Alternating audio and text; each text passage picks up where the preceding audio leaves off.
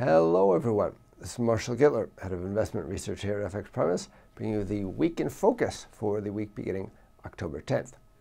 It's going to be a quiet week as regards the indicators, which is usual for the second week of the month.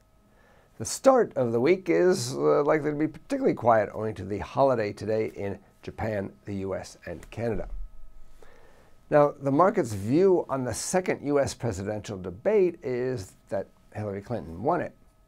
But as you can see from this graph, it wasn't as much of a risk-on event as the previous debate.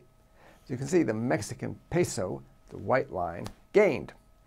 It shows the market thinks Trump has less chance of winning.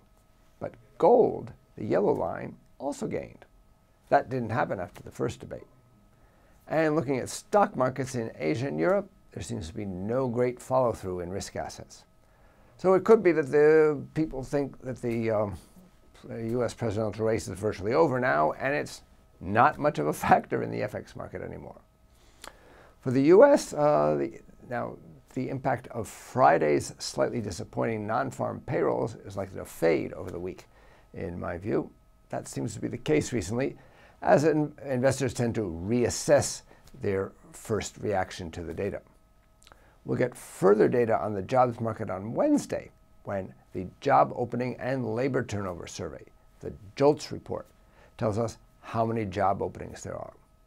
The number is expected to fall slightly, which would also explain slowing growth in payrolls as the economy approaches the FOMC's estimate of full employment. Wednesday will also see the release of the minutes from the latest FOMC meeting, when, once again, the committee failed to hike rates.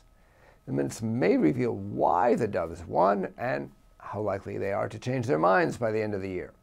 That could be a support for the dollar. And then on Friday, Chair Yellen will speak on macroeconomic research after the crisis. That may also give us some insights into her thinking and where policy is headed. Friday is also the biggest day for U.S. indicators. We'll get retail sales, producer prices, and the University of Michigan Consumer Survey. Retail sales, the most important indicator, are expected to accelerate. That could be positive for the dollar. An improvement in consumer sentiment could add to the good tone at the end of the week, depending, of course, on what Yellen has to say. For Europe, the ZEW survey on Tuesday and EU-wide industrial production on Wednesday will be the main features. The ZEW survey is forecast to be little changed and therefore shouldn't give much of an impetus to trading. The week could also bring some encouraging reports from China. Monetary data, new loans, and money supply growth are due out sometime during the week, while inflation data will be released on Friday.